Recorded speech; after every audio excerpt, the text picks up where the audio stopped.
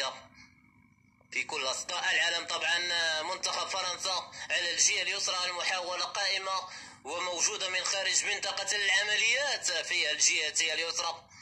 لا زالت لفرنسا بوجود دفاعات لاعبات المنتخب المغربي على الجهة الوسطى لمنتخب فرنسا.